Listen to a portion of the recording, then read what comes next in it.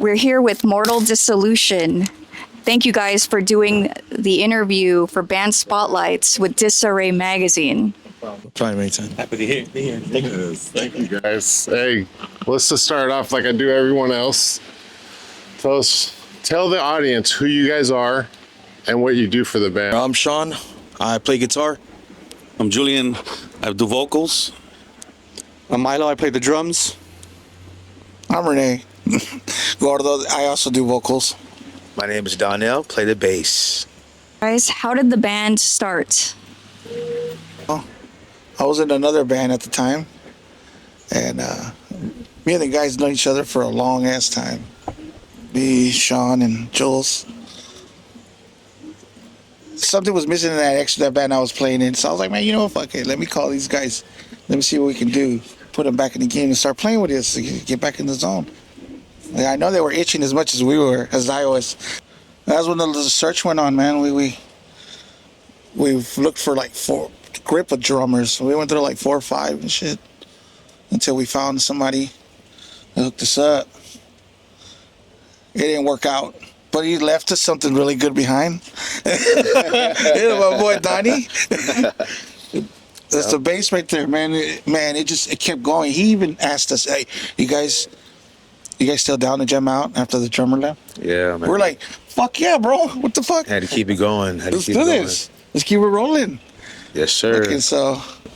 And I said, hey, my cousin has a cousin that plays drums. Well, let me just hit him up.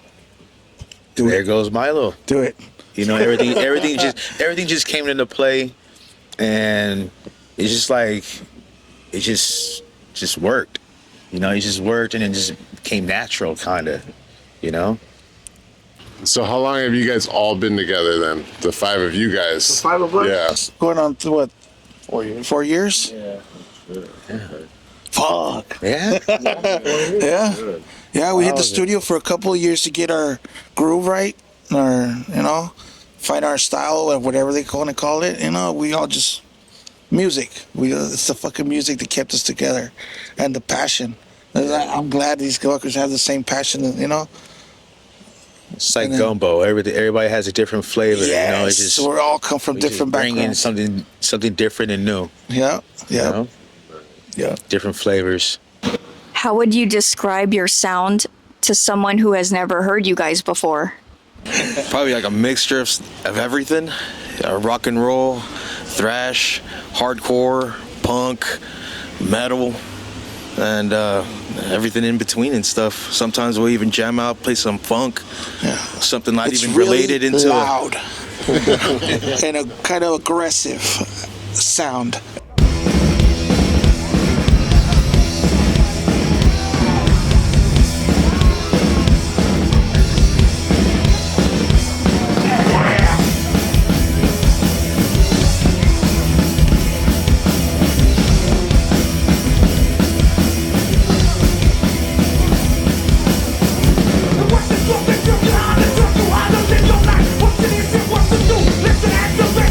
What's the use of that? So what's the use of that?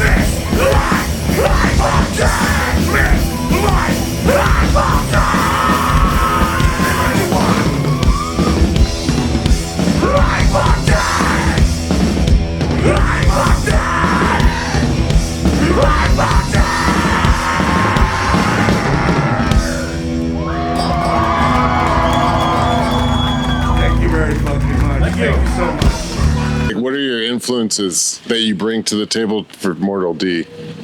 Punk got my attention right away. It was fast and hard and heavy, you know. A question I always ask everyone too. I always ask them like, what were you listening to on the way over here? So then like your influences, you know? So like if you're like jamming out right now on the way over here. Listening to fucking Pennywise. Pennywise. Yeah. How about Milo? Where were you jamming out on over here?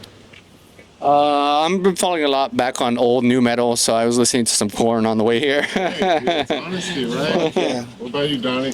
I was listening to Surprise us. 94.7 The Wave, actually. You know, I'm more on the R&B jazz for the most part. You know, 100% of the time, mainly. You know, I'll say 90%. So 90% of the time, I'm more or less in the R&B jazz section, but you know, I have other influences as well. You know, on the metal side. So you know. Are there any challenges you guys have faced individually or as a band? We'll say yeah. We'll say yeah with the, you know, loss of the first drummer. You know, that kind of hit us hard over the head. You know, we had a little stumble, but like, you know, he said, you know, I hit them all up. Was like, let's keep it going. You know, that was a big thing for everybody. We didn't want to stop, and so we just kept it going, kept it pushing, and you know, like I said, the light bulb kept in my head and said, we got to figure this out. And that's what we did. We contacted another drummer, and here we are. You know, we made it work. You get to a point where you finally start to feel like, man, okay, we're doing something. It's coming together. You know, all right, now we can take this next step. You know, but then something has to happen, or you know, it's literally unforeseeable, or if it's not, it doesn't work out. Then you know that's what we don't give up. We all go through our bumps and struggles and shit. Yeah, you know. Sometimes, some days it's fucking harder than others to get over that fucking hill. Or that little bump. Just a little fucking pebble in the road. You know, sometimes it's fucking hard. And then other days you just like kick it out of the way. Get the fuck, you know? It's all in. Easy truth. It's not at the end of the day. This is a quote that I heard a long time ago, and it just sticks to me. It's like, doesn't matter what happens to you. In the end, it's how you deal with it that matters. What are some of your goals for the band? I just want to sound good for us. That way we don't, I don't want to say embarrass ourselves, but just sound good. I want to sound good all the time. How about that? Perfectionist. I would say. Yeah, pretty much. No, but yeah, man. No, he does his role. I don't see us as frontmen, like me and Jules. Like we used to. There's not just one person that they'd be like, okay, this guy does all the talking, you know, he makes the I used decisions. to be the quiet one when this was you, bro. I'm old. I'm getting older, and I'm starting to fucking be more. I'm like, bro, but I am one of the front men of the fucking band. Right. So I have to step it up and be more Engaging. More engaging and shit. Yeah, I was like, you got to throw that shyness away. I'm not in high school anymore, bro. I'm grown now, you know? And people actually want to fucking listen to what we got to say, you know? I appreciate this opportunity. Like, you have no idea, you know? But yeah, fucking... Like, it was goals, right? That's so that's your goal, is just to keep it going. Keep it going and let people hear us. We've been trying to be heard. People that don't have this opportunity to be heard, we have it. So we will be heard. You know what I'm saying? One of my brothers right here. Yeah, man, I'm glad. You know, so I think for me, one of the goals is just to keep creating new songs, and just keep like progressing, I guess, like in the style of music that we're crafting, you know. So yeah, but that's where I'm at. Sean? My goal for the band is going for world domination. Yeah, dude. I want to play music. I got a pretty solid crew right here. Can't find you know. It's tough to find like some good dudes like this. How do you guys think your band stands out compared to other bands out there today? Pretty much like we were saying, we're super diverse. Every single one of us, we have a new style, a new something to bring to the band. And our sound, fuck. It sounds off like that we have that punk thrash, aggressiveness, or which, everything we're bringing along this, it's driven us through that channel first.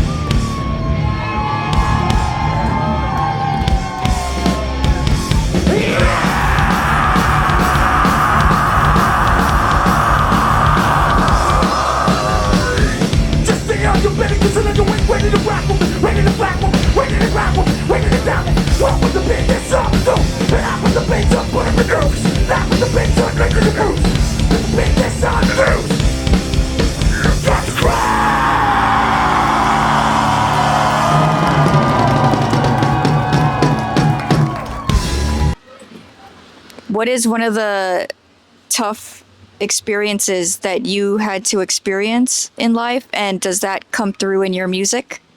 Definitely. Yeah, man, they told me I should share my story, but, I like to keep it to myself, but at the same time, I'm not afraid to express. This happened in like 2009. I got shot up. I got shot 7 times. 7. Yep, I had 2 in the shoulder, 2 in my stomach, 1 in my chest, and went through my lung, and then I had one go right through my throat. Boom. Yep. When I was in the hospital, doctors were talking about luckily I was still alive. How the fuck can you take so many shots and still be alive? I was like, I don't know, man. I don't know. I grew up in the hood. Nah, God was definitely watching over me. If I didn't believe then, I believe now for sure. I had a fucking angels watching over me. Because doctors told me they don't even know if I was going to be able to walk anything. They thought I was going to lose my voice completely.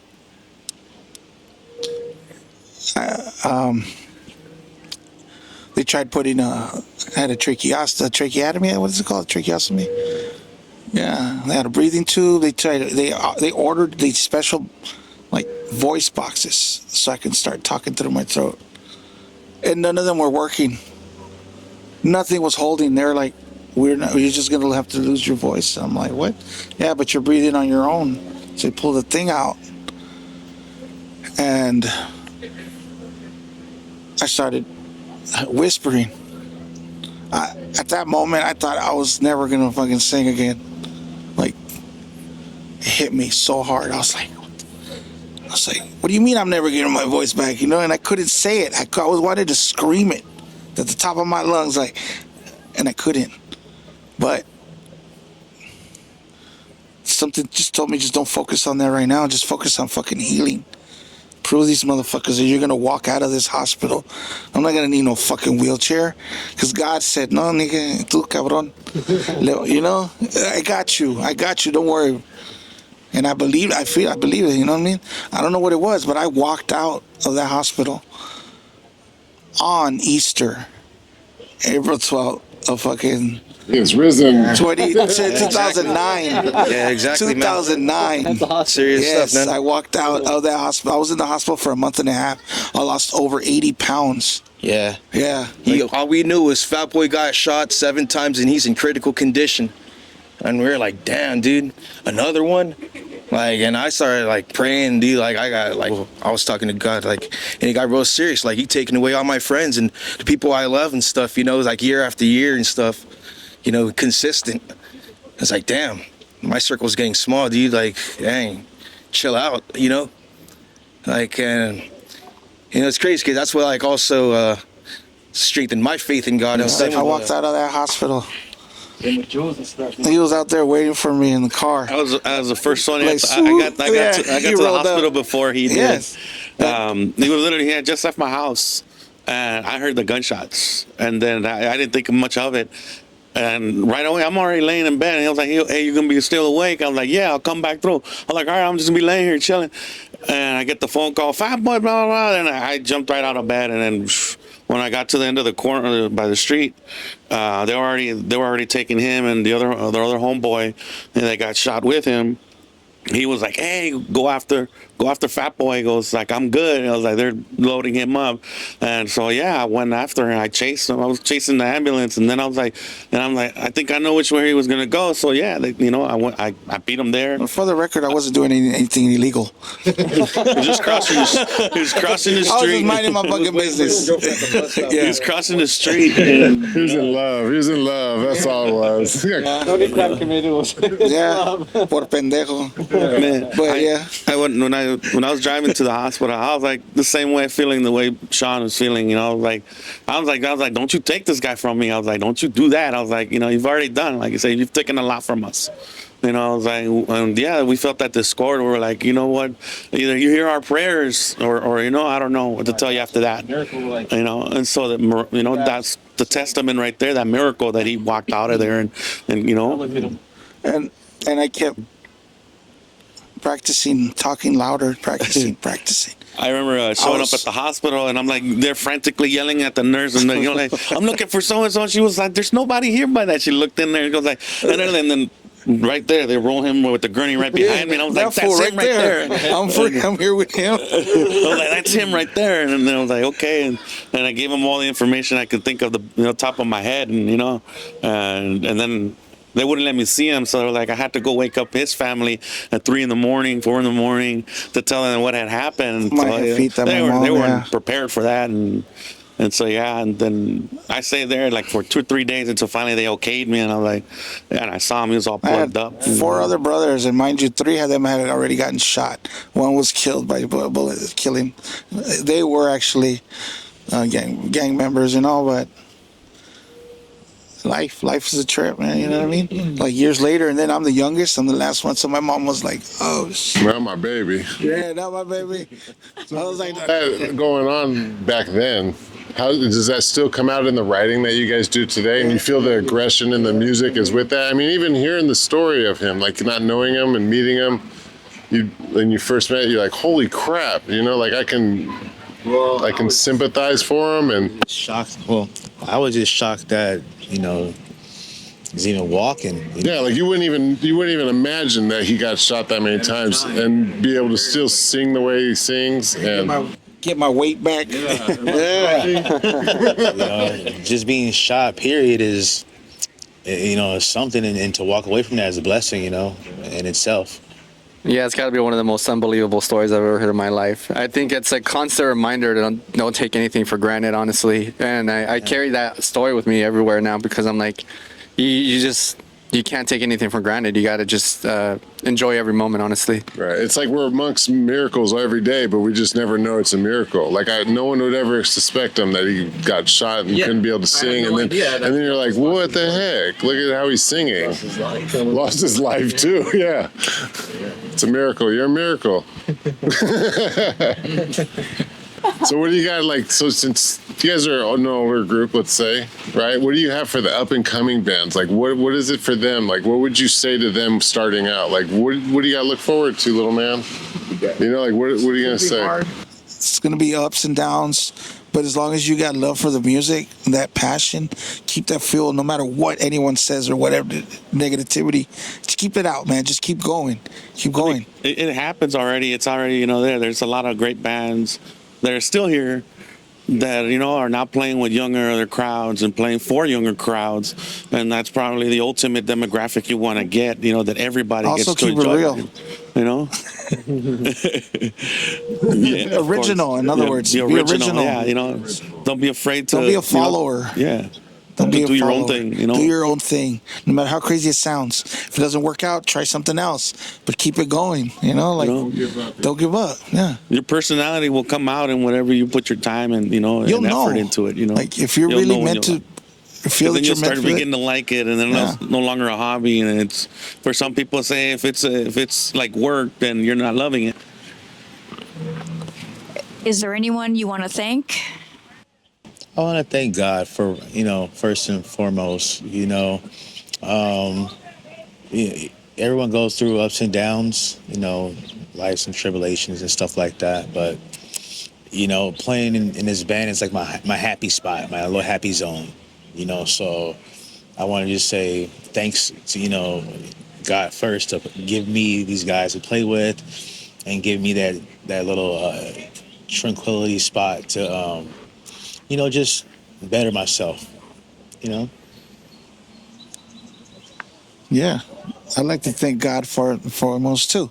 Yeah. Obviously, this wouldn't be possible if it wasn't him. All the shit that I went through, I'm still glad I have a voice to be able to be heard, and to fucking rock out with these fuckers. You know what I mean? I feel blessed and lucky. I want to thank them for fucking sticking around, for making what we're building, to keep us rocking and shit. I gotta just pretty much my friends. Most of my parents are gone already. I don't have my parents anymore, so at least that's one less worry for me, because thank God my parents can take care of now. They're not with in this fucked up world.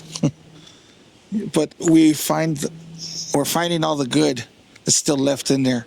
That's what's gonna keep us rocking too, and I hope everybody knows that shit. Yeah.